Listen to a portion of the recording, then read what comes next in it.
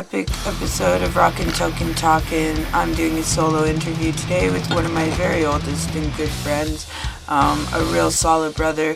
I've interviewed him so many times, but just been there in front and behind the scenes all the way along my journey, and I'm so very, very honored. Thanks so much, brother. Not only just a solid person, and we all know how hard those are to find, but one hell of a guitar player too. So we just sit and have great chats, and I hope you enjoy this one too. So grab your beer, grab your wine, grab your coffee, grab your joints, sit back, find a comfy chair, and just enjoy a really, really good episode of Rockn, Talkn, solo interviews with Kelly D, the Pockets. Wonderful guitar player, musician. And, oh, there he is.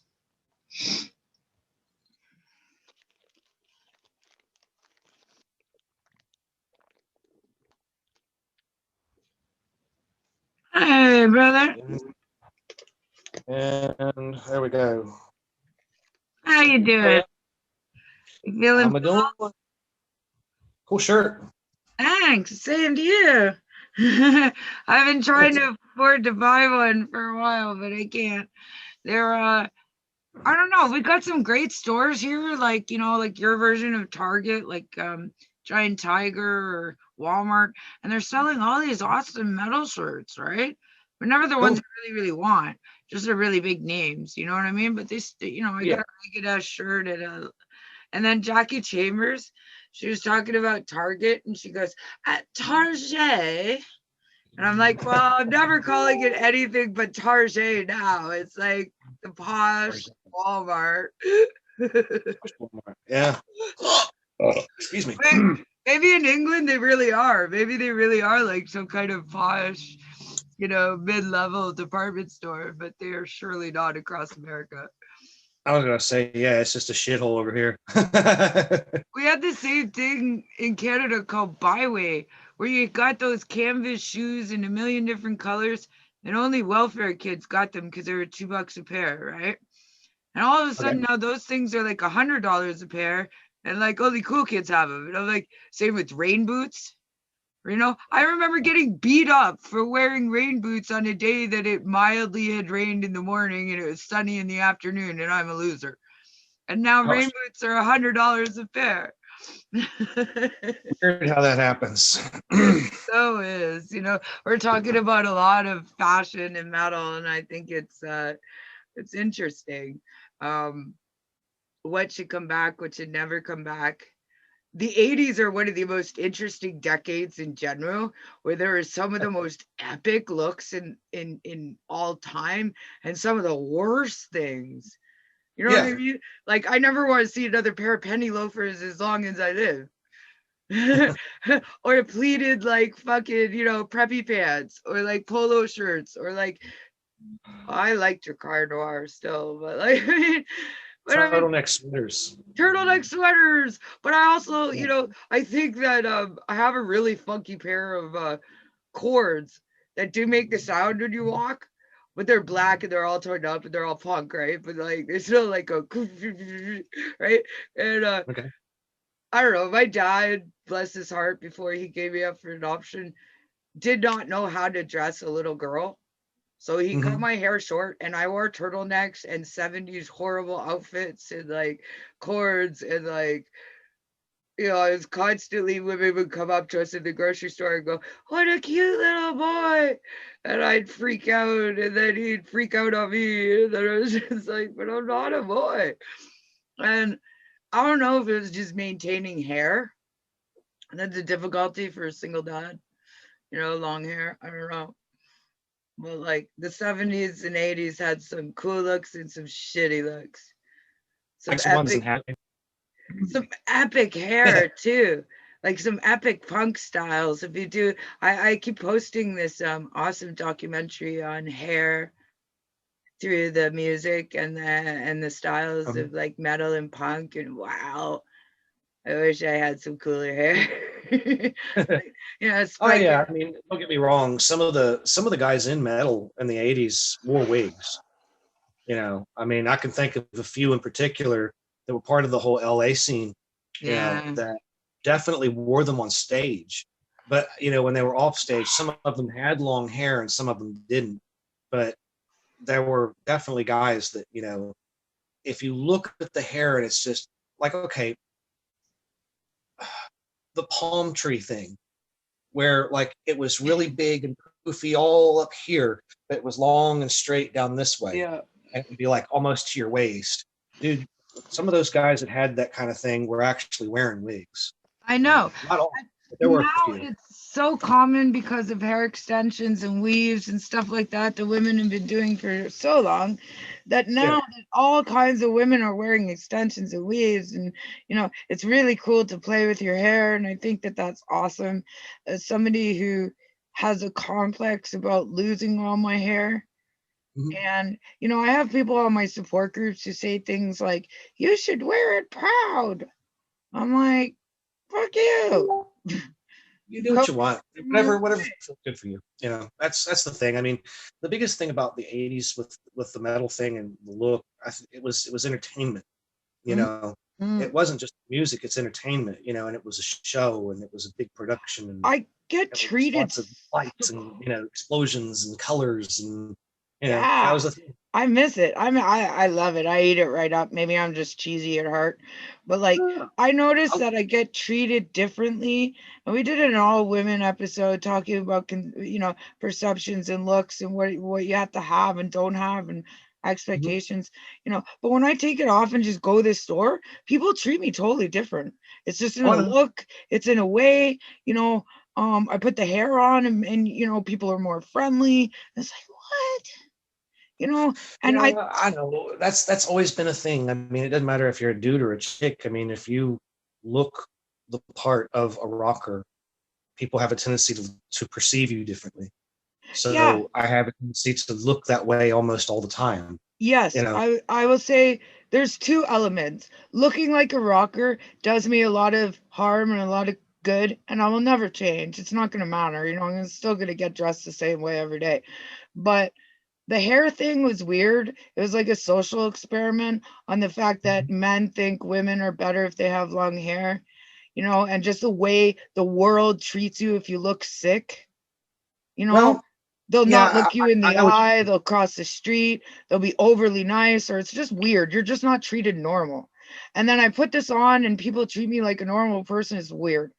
But today I go to the bank and all of a sudden I'm standing there, I'm trying to pull out my rent money, everything goes blurry, I can't see the numbers, I can't see the letters, I wake up on the floor. This is a cataplexy attack.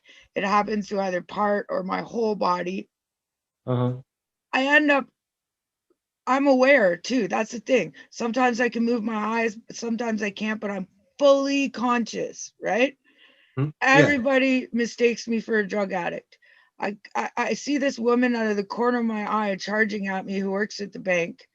She's standing over me going, if you don't get up and leave right now, I'm calling the police. And for 2 minutes, I'm paralyzed on the ground and I physically cannot move a muscle. All I can do is cry. By the time I'm able to move, it takes a minute or two, and then I'm fully fine. It's such a weird thing. Hmm. She now has the manager and security standing over me, but all saying leave or we're phoning the police. I have not said a word yet. I don't know if Hmm. it's the way I look, the perception, and what happened, right? The fact they've probably never seen it before in their lives, which is most people haven't. But then I just held up. I said, the next time you want to be such dicks to somebody that's a customer here, why don't you check for a medic alert? I wear the longest medic alert bracelet in the world, you know? Hmm. And before you think somebody could be having a seizure, an episode, anything, you should fucking double check. And by the Yeah. time I got up and walked out, they were falling all over themselves, apologizing, having me come back. Do you want to speak to a manager? I'm like, man, no way. You know? Yeah. They treated you like shit. Fuck them.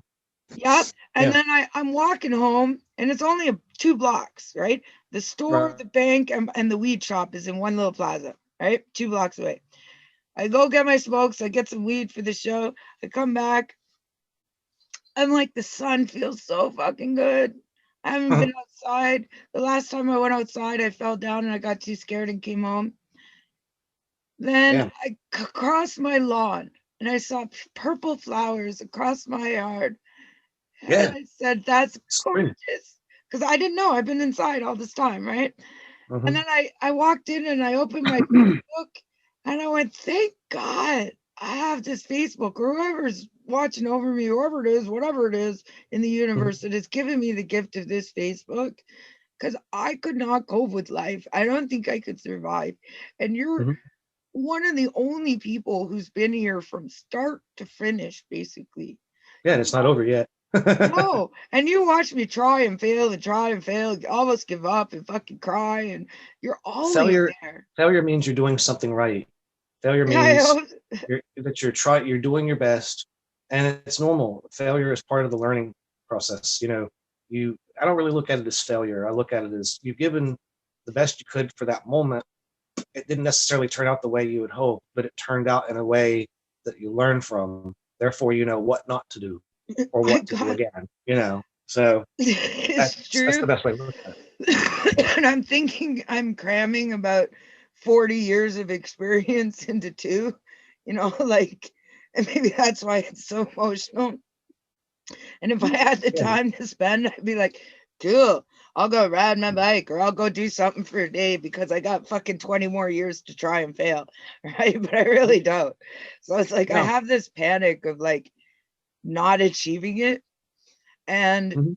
in the last week, I did an amazing show with Lips. The Sunday Savage show was incredible. I Mhm. did an amazing interview with Jackie. I did a one-on-one interview. I did an interview with Raven Chain yesterday. Mhm. I edited all these videos. I'm freaking doing this video interview with you, and Mhm. I have so much content now. I Well, had good. somebody finally seriously offer me a deal in the near future on my compilation album. And as I Mhm. was editing the piece last night, I found that clip where you had your guitar in hand, because I've interviewed you so many times, right? So I think we should just Mhm. sit and chat today. But like you had your guitar in hand, I was like, play. And you're like, I did some scales, but I was expecting you to like pull off one of your songs, right? And I'm so Oh, sorry I put you on the spot. So what I oh no, did was okay. I wasn't bothered by it. I mean, I I knew was you would. literally like You're never sometimes I'll sit bothered.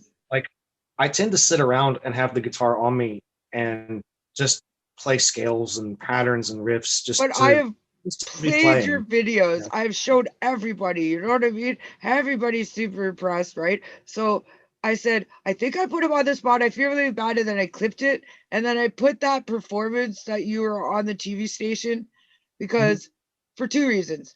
Um, I want that little nerdy loser has got a freaking show and a desk and a studio, and that's what I want. And I want to have all these beautiful people I know to just come in and like interview Jay Leno style. But I also Yeah, love that performance. A performance thanks. is so good. I did I did three of them I know. for that particular station over the course of about 2 years. And the way that show was set up was that was the video, that was the video television production course that Marshall had. And everybody that was involved in that they were all students of that kind. And it was basically their idea. They're like, hey, what if we did like a TV show I of that sort? And wish so they're I was like, back in oh, like, school. sure. Man. So they set it up and just did it. They That's inked the so deal with cool. the local TV station to air it because it used to come on at like 1 o'clock in the morning. It was one of those shows that was on super late at night. I think It was nice. I think it's so cool. I think that's awesome. That's exactly what I want to do. It wouldn't cost Hmm. very much. The only problem now, of course, is COVID and flying everybody in. I could do it Zoom style and it'd be pretty cool. But I want a Hmm. studio. I want a little space. I want a desk just to be official, right? Because how many rock stars said, "Oh, I made a gold record," and told my mom, and she's like, you know, I made two gold records, and she went, "Nah." I got on the Jay Leno show. She's like, "You made it." She was all proud, told all of her friends. It took being on some kind of platform like that for people Yeah. to really understand just what you're doing. But I've also watched some pretty epic interviews in that fashion. Like when somebody's on a stage and they Mhm. feel raw and they feel very vulnerable. They got all these lights on them and an audience watching, maybe even, you know, it's like a performance. This is like a chat. Yeah, I mean, to get on stage and perform in front of an audience, whether it's 3 people or it's 3,000 or 300 or 30 or whatever, um, it definitely feels a little different. I mean, Yeah. I always treat, here's the thing, whenever I perform, no matter where I'm performing, whether it's someone's living room or a bar or a nice stage, in a club or a theater or whatever, um, I treat each show the same. Yep. Yep. I Yep. get all dressed up and, I fliff my hair up a bit. I wear a headband and, I do all that. I mean, Do I you make sure you only wear the headband when you perform? Is that for sweat? a combination. It's one for sweat, two for the look. I wear the headband on days when I don't perform. I've got a whole bunch of them. They're just t-shirt sleeves. That's all they are. Okay, so I have the world's worst sewer. I convinced somebody with a t-shirt collection of over 500 t-shirts that didn't fit to give me some of the Mhm. most epic shirts so I could make dresses. Okay, Uh-huh. because I watched a YouTube video. I do this. I watch a YouTube video. Exactly. I have a million of those. Where's mine? A million, right?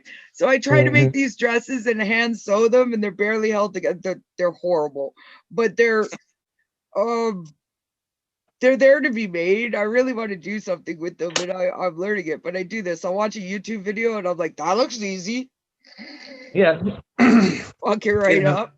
But like I was saying, when whenever I go and I perform, I make sure that, well, for one, I make sure that, I feel relaxed.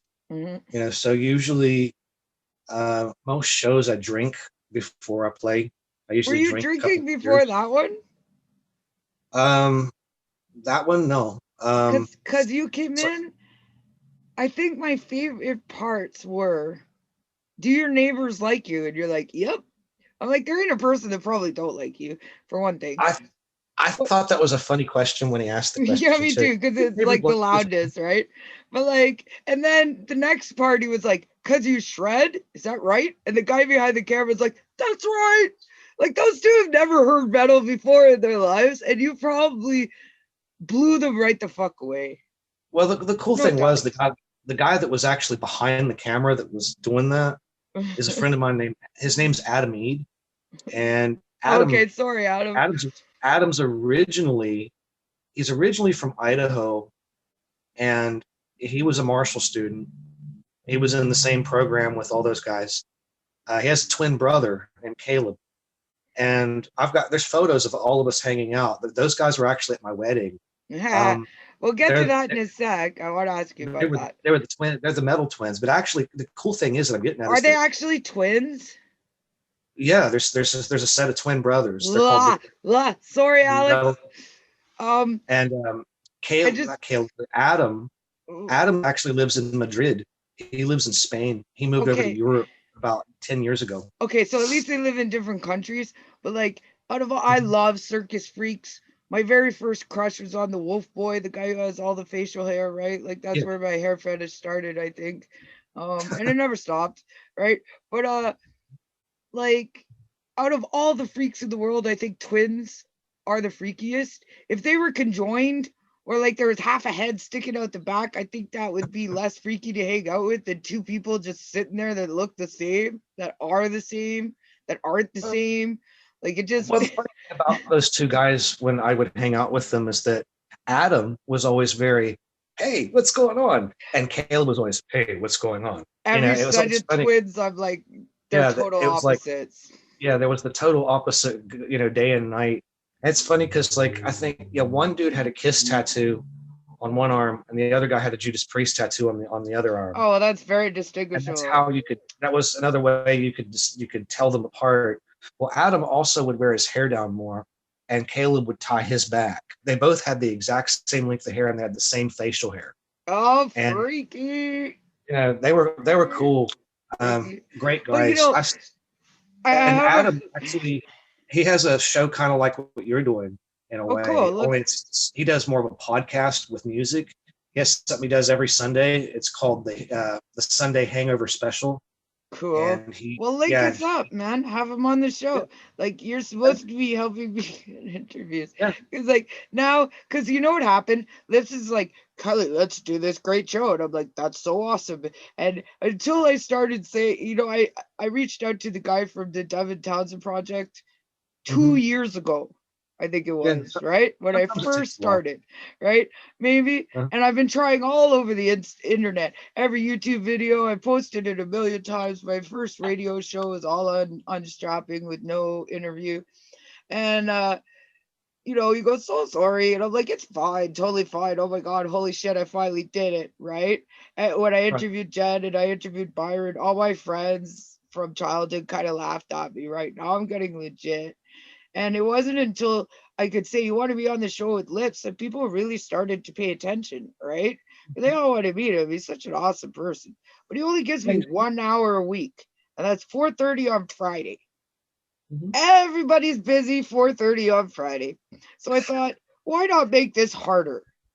And I said, oh, I met Jackie and I loved her so much, and I want to focus on some British influence music, and like just do cool stuff with her. So I'm like, Mondays. And then people are like, Mondays, I work 9 to 5. Right? I'm like, Yeah, shit. yeah, I Okay. know you run into that because like I wanted to be on some of the Friday gigs with I you, know you and then I can't. couldn't, and then And I then couldn't because I had to go and because where I don't have a car right now, my yeah, brother was like, "Hey man, I don't have his daughter. He doesn't have his daughter Sydney on Fridays usually, so he's like, let's go DoorDash from 4 until 10." exactly. And I'm like, Everybody's got so, something, right? They can't make yeah. those 2 dates, and I have two of the most awesome people, and I'm like, oh shit. Okay, Actually, this so Friday I'm free. cool. You're gonna be on this Friday with some awesome people. I promise. Please, please, please, please, I'll do the please. best I can. I'll do the best I can. I'll say that. I I'll do don't the care best I if you're in can. a parking lot, you're walking, you're at the grocery store. Just click on, because lots of people have been doing that. Because I don't know Okay. how many more I can really do, and I can't stress it enough. People Hmm. miss or whatever, and I just can't stress it. But my point was, I'm like Friday, Monday. I'm like, you can't get on. Okay, I'll do a Sunday show. And then Sean, my friend Sean, who's been there like you from the start, he's the Hmm. whole Sister Kill Cycle team. They edit all of my podcasts. Roy does the tech side to everything I do, whether we fail beautifully or not. And he puts Hmm. so much time into it. So like Sean's like, I work 6 days a week. I will give you my 1 day off to do interviews. And I was like crying. We missed the first week he got called into work. The next week, um, everybody who was famous had to reschedule. We did an amazing interview. I, lost power halfway through, of course, Hmm. right?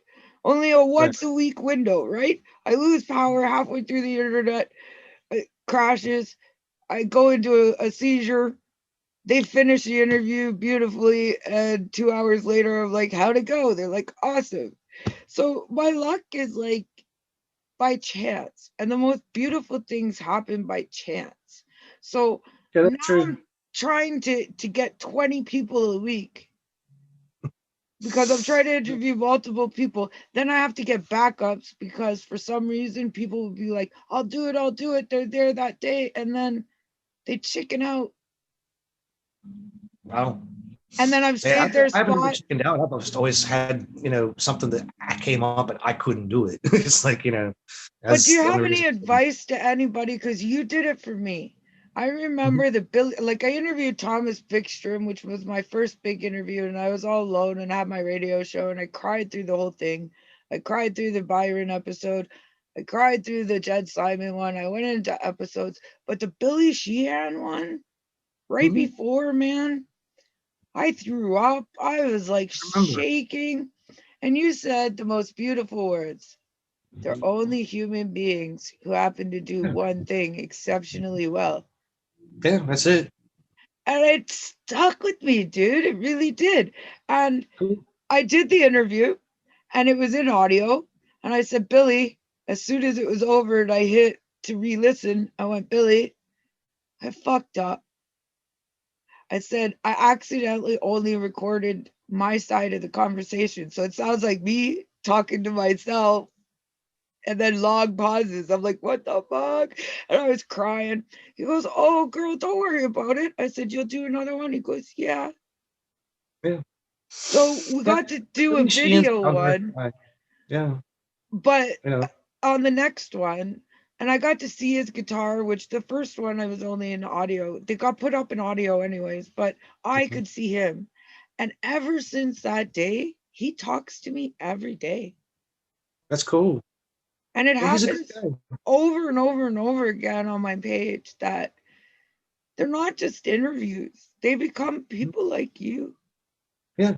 And the farther I go, that's why, like, when Tony Dolan, who's done so much for me recently, said, what are you trying to do with these?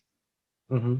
And I said, I think I'm beyond trying to get the medical care I need. Like, it's been 2 years. I really just don't think raising the money for that is as important as syndication and spreading this around, helping and getting record deals, and just helping and sharing all the people on these pages. That is my goal now. So if it gets picked up, I want to take everybody with me, like I've always said. And there's Yeah. been people who have treated me really bad on the way. They've laughed at me. They thought they were too good, and I still will bring them on no matter what. Because that's what this show is supposed to be about: accepting, learning, love, and growing. And you Hmm. say it all the time. You put out such positive messages to the world, not only through your music, but through your person. Like, I see Yeah. your posts all the time. And it's funny, I'm so busy now, I have no time to even scroll my home. I haven't scrolled my home in probably 4 or 5 months. Mm. So I feel really Yep. bad that I'm not liking stuff, but I do see those like Oh, positive, it's okay. I'm not. positive stuff. I don't worry about any of that kind of thing. It's like, when I post messages on Facebook, hello or whatever it is I say, um, I'm just doing it. I'm just in the moment, and I say what I say Me and I too. leave it. I just leave it there. And, if people like it, great. If they just look at it and go, oh, I like it, but they don't click like, it's no big deal. And if people hate it, That's weirding so, me out. Maybe you're a little bit more famous than me, been dealing with this a little bit longer. So at first it'd be my friends that I knew, right? And they'd take a right. like, and I'd be like, ah, they listen to me. Then it was like it grew and grew, and now it's like 100 people will watch him, and 5 people will hit a like, and one person will comment. I'm like, that's weird. Who's looking at me, right? It Now happens. I made that one that I put in the video of my breakdown after I lost my sponsorship and an opportunity, and I was totally broken. That one got over, I don't even know what it's at now. Last time I checked, it was over almost 400 views, Hmm. right? And then I posted it to Facebook and I put it in my edit because that's more than any of my podcasts, right? I'm It, like, that's weird. it And happens. it was the fact that still people didn't, there's like 5 likes on it and fucking 2 comments, right? And I'm like, Yeah. who are these people? I want to know them. Did it hit them? Did it, like, you know, because I think it's, I also got accused of the fact that if I put a little bit of makeup on, I'm still bedridden, right? I put a little bit of makeup on or whatever, I don't look sick. It's all internal. And I got accused of faking. So You'll run into hate that. I've been that. accused of faking too. When like before I had my hips replaced, there were a few redneck assholes that tried to say, "Oh, you're faking it just so you can get a check, so you don't go to work." And I'm just like, Oh "Fuck you." my God. Yeah, I've had people say that to me. And you know what? The people that said that to me You've had a don't mean shit. double hip replacement, right? Well, not at one time. It was over the But course like of 10 two different years. times. Yeah, but you're Yeah, both your 2 hips, times. Yeah, right? I can only yeah. Both imagine of the time. the pain. And I remember calling you a cyborg at the time and laughing about it because I remember those photos. There's no way that was faked. There's no way either that, if you actually went through my page, you could say anything like that. Yeah, see, I I don't worry about anything of the sort. It's just like I get it. There's always gonna be people who aren't gonna. They wish they to some degree. I think they kind of wish that they could do the same thing that I'm doing or someone else is doing. Like, okay, when you have people that say, "Oh, well, you're faking it," and this and that. they're just assholes. I mean, there's You some think people it's coming that from a place of jealousy, it could be, it could be envy, that. or just hatred of life that they're It could be suffering that. and not getting attention? It could be any of those things. You got to realize that there are people that exist in the world who just aren't nice people. There are And people that exist in the world that just no matter what you say, no matter what you do, they're just not going to be nice. I'm They're not going to learning be. that as It's well, you don't fit into their little box. but I'm You don't also fit into their little learning box, this. you know? I'm obtaining a little bit of notoriety, okay? And it's weird because I was like a geek and nobody took me seriously and nobody ever listened to me. I wasn't really very cool in certain I wasn't places, either. right? I And wasn't then all either, of a girl. sudden I'm getting attention, right? And it's Right. like, to anybody who's starting to break fame, it's a hard thing to cope with and it can break or ruin you. And I think it has to be handled very carefully. And I also think that when somebody, Tony Dolan said something that somebody said something critical to him, and he thought, and he talked about it on my show. He said, "Well," and I love his accent. I can't fucking do it. But he said, "Well, I could have fucking called him an asshole and put him down and said fuck you." And then I said, "You know what?" I said, "Instead, I said, what's up, brother?" And they had this beautiful conversation. They became friends. Turns out he was suicidal, Mm. and he saved his life. And that's kind of comes around so many times on my show, and it's like, that's the point, stars, is that one phone call can Mm-hmm. inspire somebody like me to do this, but could change a life. One phone Yeah. call, one message, one meaning of hope, and they'll be telling that story for the rest of their life and be living off it. Yeah, I, and that's true. I mean, I've received messages over the last, let's see, it's 2021. I became a presence on Facebook in 2007. I released my second record in two, technically 2008, and I reissued it 2 years later with more songs. mhm. And I started getting exposure quite often from about 2009 after I made this after the Soulmate video was Excuse is me. when I started to get a lot more attention. And at that time, I also used to give away free digital copies of my album to anyone just because I wanted to be known. I wanted people to hear what I did. And at one time, I had a notebook that was this thick and it was filled with people's names and email addresses Oh my where I, God, dude. where I, where I Yeah. literally would just, I would email people, I would message people and go, may I please send you a copy of my album? I don't want anything in return. I just want you to hear it, you Yeah. know? Yeah. And I did that so much. And don't get me wrong, I had a flock of people come to me. You know, Um, but one thing that happened was do you know as why they time, came to you though? Because your well, music is genius. well, You I could hand appreciate, out shitty CDs all day long and people would go, nah. They listened well, to it and they were inspired by it. what happened was over time, I started to receive messages from people who would write to me and say, hey, Jimmy, thank you for being who you are. Thank you for being positive. Thank you for your music. Thank you, for what you do because it has helped me, it's helped me get through, heroin addiction, or it's helped me, not kill myself. I've actually had a couple of people that have done that. They've written me and they're like, your music kept me alive because it You made know, me realize that there's more to my existence than what I thought. And it's always, I don't want to use the word overwhelming, but it's it's really always, overwhelming. It's no, really it's to overwhelming. me, it's not overwhelming. It's touching It's to know that, touching. Like, I that mean, I've, when I've somebody, inspired someone to stay alive or to get exactly, my, me, a thousand times over, me, a thousand times over, Jimmy. and And 99.9% of my music doesn't even have lyrics. I That's the know thing. it It's doesn't like most matter. of my music's just instrumental, It's so beautiful. It's really really good. And then you make a connection with a real human being. And I say all the time, solid people are hard to find. I know so many people, solid people are really hard to find. Trustworthy people. And yeah, from reaching out to a famous person and saying what you're doing is inspiring always makes me cry. When people tell me their stories and that, they're proud of me and that they're really thankful, I'm starting, I cry. Maybe I'm just an emotional fucking creature, but you know what I mean? Like it It's hard. really hits me. And then when a star says, "Yeah, I'll do your show. I'll be involved in the rare disease meet. I'll do all these wonderful things for you." I can't take it. Like it's too Well, good just hey, not to just be let it go. shared.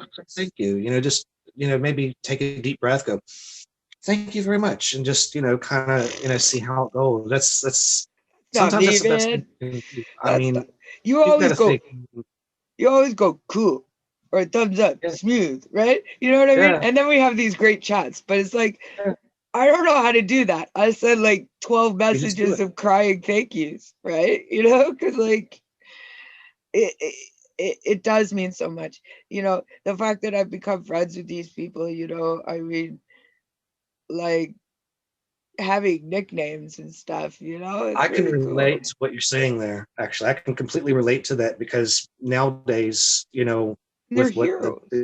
with the album that I've been working on for the past, year and a half or so, um, Jan Eckert, the bass player, is, he and I have become very good friends. But um, Jan is from the band Iron Savior, and he also played for the band Master Plan. Uh, And Iron Savior and Master Plan all over Europe and Japan and South America, that's big shit. yeah, That's yeah. that's power metal royalty. And I so yeah, and I'm friends with Ralph Sheepers from Primal Fear, the singer, I mean, and once you start Tom meeting Nolan, all those guys. people So that you highly respect, people that you listen to, people that have influenced your life, and you get to fucking tell them so and then work with them, holy motherfucking shit. oh yeah, it's cool. I mean, and I have, It's too much. and I'll be honest with you, with each one of them, I have had my nerd out moment for like 5 seconds. Where I'm Yeah. like, okay, dude, I got to say this real quick, and they'll be like, okay, Jimmy, say it, and I tell them, they're like, that's cool, and that's it, and it's Yeah, like, but you know what? I don't play an instrument. I can't relate to them on any other level than talking to them and telling them how cool they are, right? That's my whole stick. But it is amazing. And one of the people was Joe Stump. And you showed me him so long ago, and it was like mental. The fact that they're doing something with Girl School right now, that was the last post I saw on his page, and I still can't get his attention. You know what I mean? I don't feel really, alone. It's hard for me to get, I know, I it's hard know. for me to get him too, and I know him really well. But the It's fact that really Girl hard. School is It's hard working for with me. them, It's hard for Matt. It's hard for everybody I know to reach him, and it's only because okay, due to the COVID situation up where he lives in Boston, Massachusetts, yeah, I and know. COVID laws are so strict there, and he works for Berkeley, Yeah, so I he know. has to, and basically he is so bogged down with his lessons.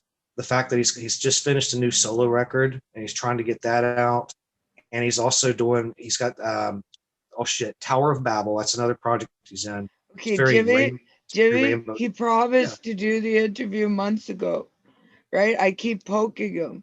I'm really, really sick now, and I don't know how many more I can do. And he's doing something with my co-host. yeah.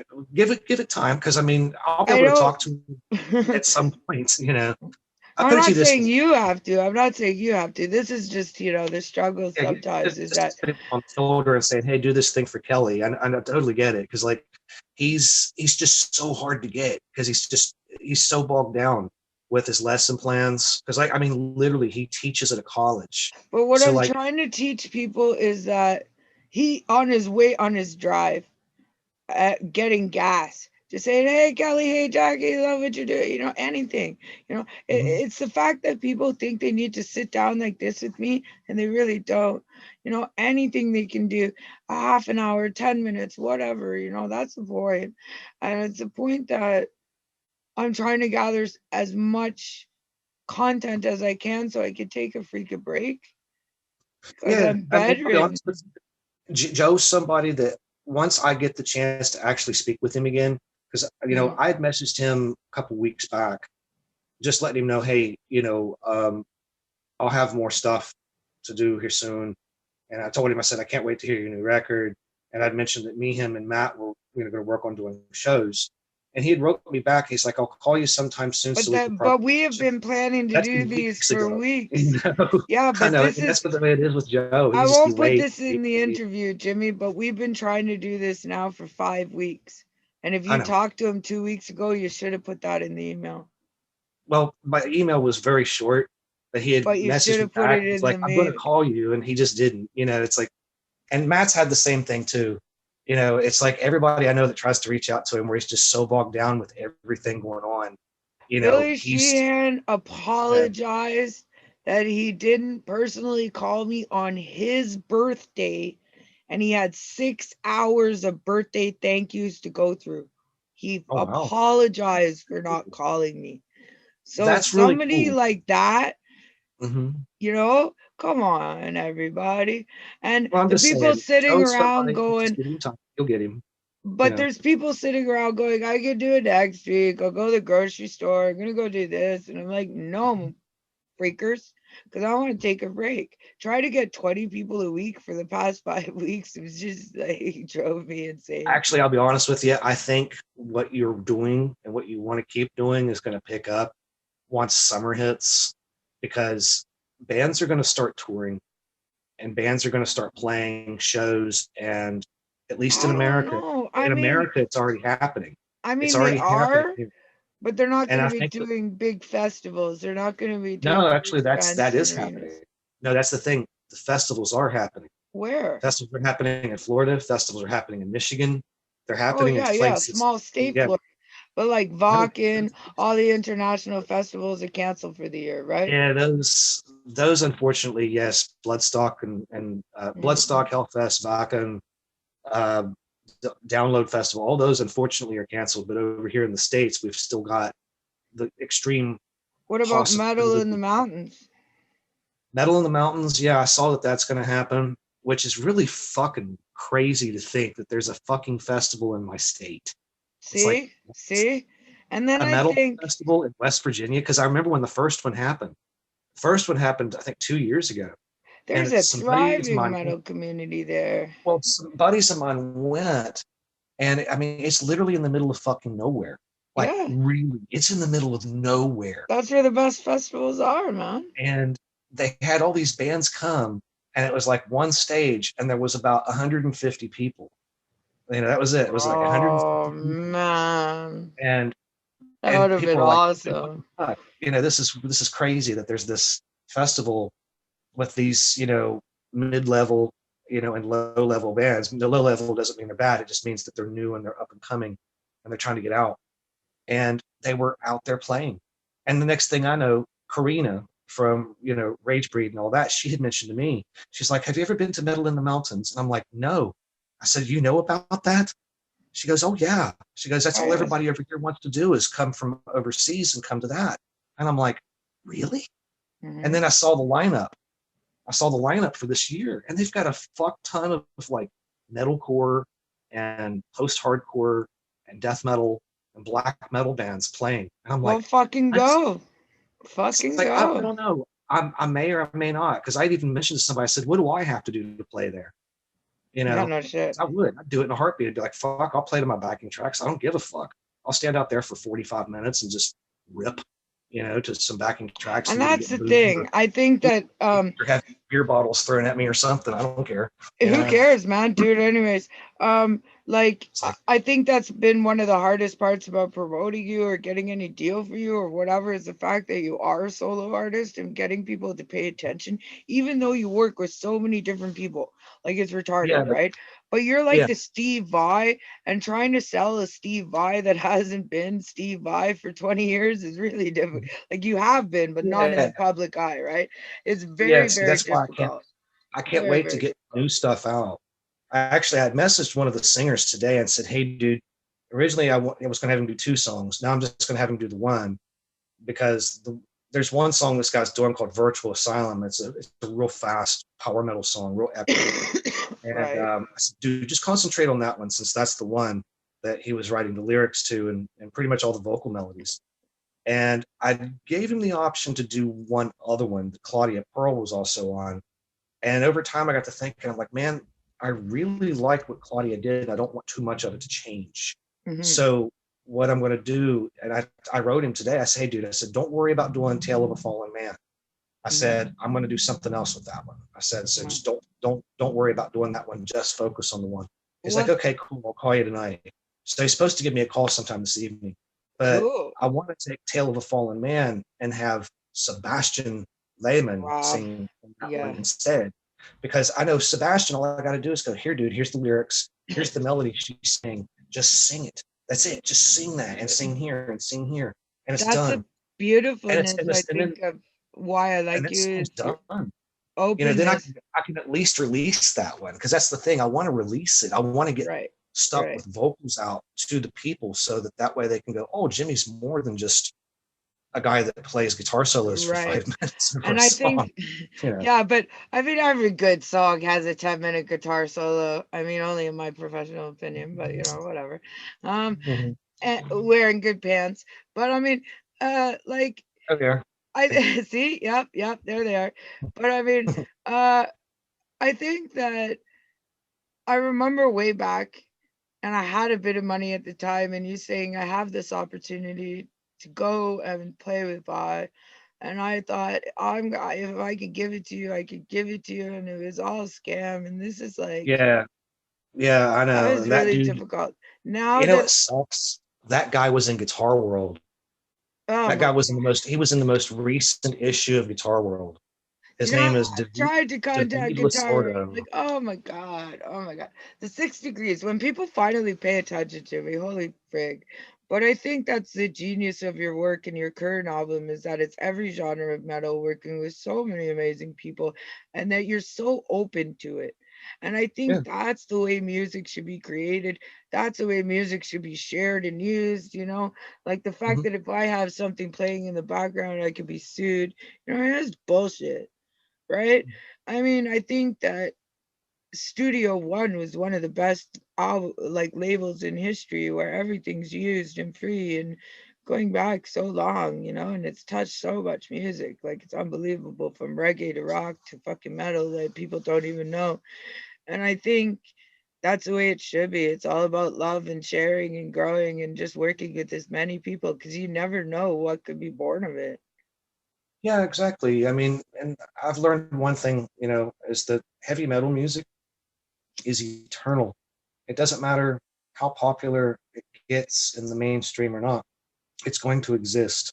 There's always going to be a rabid fan base for heavy metal music, no Yeah. matter power metal, death metal, black metal, thrash, glam, It's no matter funny. what it is, they're I've going to been be into told it. it's dead here.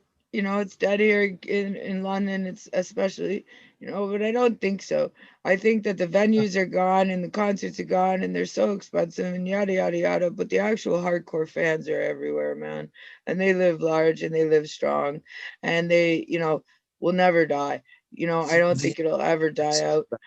And we're I, breeding new generations of metal fans, so I don't yeah, think it's ever going away. there's Barely. always going to be a kid somewhere who's going to discover Iron Maiden or Venom Yeah. or Jimmy Gear or Hammerfall or Gamma Ray or Primal Fear or Blind Guardian Okay, through a so friend or something, and hear it for the first time and go, "What's that?" And great then be hooked. memes out or like reaction videos, right? Of like an 18-year-old kid or like somebody who's never listened to Pantera ever before in their entire life, listening to their whole discography, right? And then Yeah, reacting to it. And they get hundreds of thousands of views. And I mean, it's comical, but like yeah, not so that's much content. spreading metal right there. Maybe I You know, should try that, right? go But I for it. mean, imagine going back in time and hearing Judas Priest for the first time. I remember it. I I do. know, me too. But I mean, imagine re-experiencing it. Oh, it'd be great. I mean, Oh, I frig. was Or any four. of them, any I of was them. four turning five. I'm Yeah. 45 years old. I was four getting ready to turn five when I heard Judas Priest for the first time. And that was the Unleashed in the East Live in Japan record. Wow. And my dad had it on vinyl. And I remember it being played Oh, on the bless stereo. her It was dad. just, I was instantly hooked, not only by the sound, but by the look. By the Long look, yeah. hair, Yep. leather, studs, all that stuff. All the That spoke. metal. Yeah. Yeah, that spoke to me. That was Yeah, me because, too. Me too. heavy metal wasn't a term that was really frequent until the 80s. Yep, for And, sure. you know, And then of course everything else that would come afterwards, Ozzy Osbourne, Dio, Iron Maiden, Saxon, Twisted Sister, Motley Crue, Metallica, the Scorpions, Anthrax, Slayer, Megadeth, Motorhead, Venom. I mean, everything that And was the talking to all those people from their careers from the 80s to now, you know what I Mhm. mean? How much has changed, what they've gone through is such an incredible experience because it was part of my childhood. And I remember watching every episode of Much Music. We've got 1 hour of metal, right? And the rest of it was crap, right? And just sitting there like shaking, waiting for it. You know what I mean? Wishing that that was my life. And here it fucking is, right? Yeah, in the late 80s here in America, we had Headbangers Ball, which Yeah, I started in know. I watch a lot of old 1987. episodes of that stuff, and I watch a lot of It old was cool. episodes of Much, and I, I'm very beloved to Toronto and all the stuff that comes out of it. That's it's really involved in music and art and film, and I kind of want to pull comedians and a few actors and people who are like influential in metal in some sort of way or would be interesting to combine. But again, it's like I know somebody who you should interview. Um, I'll have to reach out to her. You should interview Jasmine St. Clair. okay, well, you reach out You to know who her. she Man, is? this is the thing. I'm making 150 messages a day, editing video, doing so much, and I feel like I'm going out of my mind. Like, Do me a I had one favor and pastor remind me. podcaster go, I do one a month, man. One a month. I interview one person, like, and it takes all my life. He's like, what are Yeah, you doing? I'm like, I don't know, but it's working. And you're right. hey, check this out. How do you feel about? Okay, Jasmine St. Clair was a porn star at one time, and she always loved heavy metal. I've actually met her once.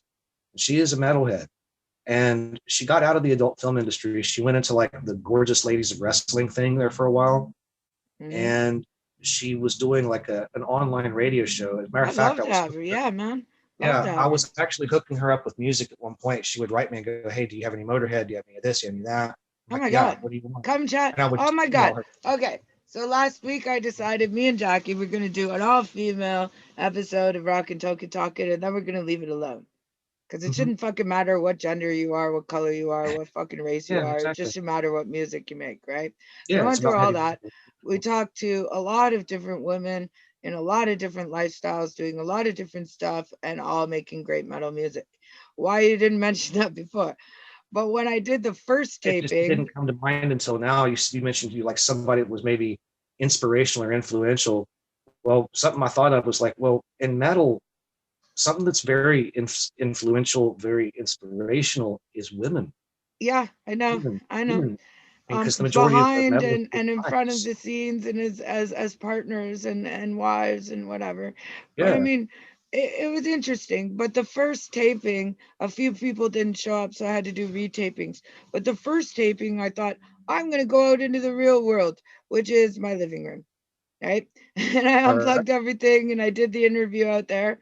And for some reason, it didn't use my good camera; it used my shitty camera, and it only recorded me. So like I'm asking them great questions and it's not going back and forth like it usually does. And I'm Mhm. like, damn it, I gotta redo it all. That took a week to pull together. And then after it's over, people are going, I know 3 chicks you could have added. I know 4 chicks you could have added. I'm like, oh my God. Well, I think It's and so I think a great. lot of that has to do with being in the moment. Like I right think now, we're so, yeah. talking, and it's like the idea just pops into my head. And the reason why I mentioned Jasmine St. Clair is She sounds because wonderful. well, she's also been she's been on a couple of home videos for heavy metal where she's interviewed artists and stuff, kind of like what you're doing. Awesome. And she was even a model. I want to say for I think BC Rich Guitars And I'm or curious to talk the to her coffin because case. Yeah, the coffin case, I think, is what she was one actually of the modeling on. one of the issues with one of the jobs I actually got, and one of the reasons which sparked my argument and then quittal, was the fact that I instantly got added to a page and the demand to get dressed up in sexy metal shirts, which I didn't have a lot of at the time, and I was very, very sick, and to just take lots of shots of like, no. I'm like, that is not how I work. That No, is you not that's how cool. I work. The fact that maybe might be good looking or not shouldn't matter. I'm very curious to talk to her, very curious on her perspective, very curious about her career now, and I Mhm. think that there's no judgment from me on Yeah, anybody I'll be on honest. anything, right? I'll be honest. I don't know. I don't know if anybody ever really brings up her adult film career.